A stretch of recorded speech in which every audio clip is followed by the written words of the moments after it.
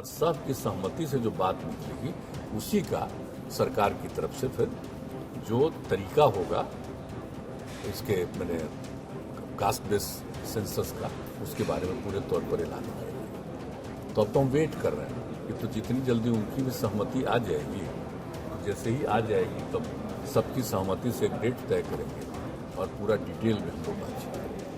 हमको नहीं लगता किसी तरह की असहमति की कोई गुंजाइश। सोमवार को जनता दरबार के बाद एक बार फिर से मुख्यमंत्री नीतीश कुमार ने साफ कर दिया कि जाति आधारित जनगणना बिहार में होकर रहेगी और इसके लिए तैयारी भी चल रही है। सर्वदलीय बैठक के बाद सबकी रजामंदी से फैसला लिया जाएगा। हम लोग जो करेंगे, एक ही बात आपको बता देते हैं, वो ऐसा करेंगे कि कोई मिस नहीं करेगा, बहुत ही ठीक ढंग से करवाएंगे। आप जानते ही ना है, बहुत लोग सब कास्ट ही खाली बोलेगा, कास्ट नहीं बोलेगा। तो सब कास्ट और कास्ट ये हर तरह से पूरे तौर पर देखना, ताकि ठीक ढंग से वो एक एक चीज के लिए हमने कहा भी है, लोगों को बात भी किया है, लेकिन इन सब चीजों पर अभी नहीं कुछ कहेंगे कि क्या क्या किया जाएगा। सिर्फ मीटिंग हो जाएगी, उसी मीटिंग में कुछ बात को रखेंगे और सबकी सहमति से जो बात निकलेगी उसी का सरकार की तरफ से फिर जो तरीका होगा इसके मैंने कास्ट बेस्ड सेंसस का उसके बारे में पूरे तौर पर ऐलान करेंगे। तो अब तो हम वेट कर रहे हैं कि तो जितनी जल्दी उनकी भी सहमति आ जाएगी, तो जैसे ही आ जाएगी तब सबकी सहमति से एक डेट तय करेंगे और पूरा डिटेल में हम लोग बातचीत करेंगे। हमको नहीं लगता किसी तरह की असहमति की कोई गुंजाइश। बता दें कि अब तक जाति आधारित जनगणना पर इस साल काफी कुछ चहलकदमी देखने को मिली। सबसे पहले 20 जुलाई 2021 को केंद्र ने संसद में कहा कि नहीं होगी जाति आधारित जनगणना। फिर 23 अगस्त 2021 को सीएम नीतीश के नेतृत्व में दिल्ली में बिहार के सभी दलों के प्रतिनिधि प्रधानमंत्री नरेंद्र मोदी से मिले। 2 दिसंबर 2021 को विपक्षी पार्टी के प्रतिनिधिमंडल ने सीएम नीतीश से मुलाकात की। इससे पहले दोनों सदनों में सर्वसम्मति से जाति आधारित जनगणना पर बिहार में प्रस्ताव पारित हो चुका है। 18 फरवरी 2019 को बिहार विधानमंडल से प्रस्ताव पारित हुआ और 27 फरवरी 2020 को बिहार विधानसभा से प्रस्ताव पारित हुआ। अब तक की अगर हम बात करें तो बिहार के नेताओं ने जाति आधारित जनगणना को लेकर प्रधानमंत्री नरेंद्र मोदी से मुलाकात की। पीएम मोदी ने समय दिया, बात सुनी और कहा आपकी मांग पर विचार करूंगा। बिहार इंतजार करता रहा लेकिन बात आगे नहीं बढ़ी।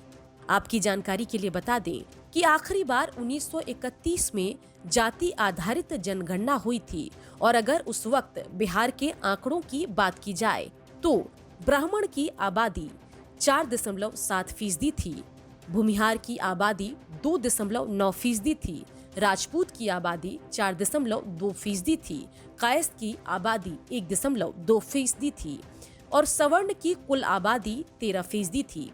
वहीं अगर हम निम्न मध्य जाति की बात करें तो यादव की आबादी 11%, कोयरी की 4.1%, कुर्मी की 3.6%, बनिया की 0.6% आबादी थी और कुल मध्य एवं निम्न वर्गीय जातियों की आबादी 19.3 थी।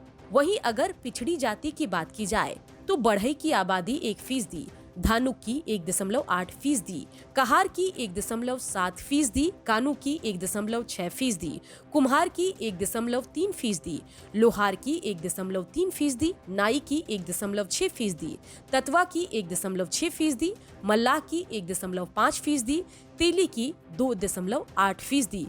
बता दें कि कुल पिछड़ी जाति जिनकी आबादी 1% से कम है, उनकी कुल आबादी 16.2% है। वहीं 1% से कम आबादी वाली जाति की आबादी 16% है। साथ ही SC/ST और मुस्लिम आबादी 35.7% दर्ज की गई 1931 के जाति आधारित जनगणना में। बता दें कि बिहार में लगभग सभी पार्टी जाति आधारित जनगणना के पक्ष में है। RJD, JDU, Congress, left, VIP, हम, राष्ट्रीय लोक जनशक्ति पार्टी और लोक जनशक्ति पार्टी रामविलास ने जाति आधारित जनगणना के पक्ष में अपनी बात रखी है। बता दें कि जैसा कि मुख्यमंत्री नीतीश कुमार ने कहा है कि बिहार में जाति आधारित जनगणना होगी, तो फिर तब से चर्चा है कि क्या कर्नाटक की तर्ज पर बिहार सरकार भी जाति आधारित जनगणना कराएगी। बता दें कि 2015 में कर्नाटक ने सामाजिक, आर्थिक और शिक्षा सर्वेक्षण करवाया था। इसे सियासी गलियारों में जाति जनगणना का नाम दिया गया। सर्वेक्षण हुआ लेकिन परिणाम की घोषणा नहीं हुई और इसमें कुल 162 करोड़ का खर्च आया है। फिलहाल मुख्यमंत्री नीतीश कुमार तो कह रहे हैं कि बड़े ही अच्छे तरीके से बिहार में सारी पार्टियों की रजामंदी से जाति आधारित जनगणना होगी और इसको लेकर सर्वदलीय बैठक भी बुलाई जाएगी। देखना होगा कि आखिर कब सर्वदलीय बैठक बुलाई जाती है और उसमें क्या बातें तय होती है। ब्यूरो रिपोर्ट, बिहार तक।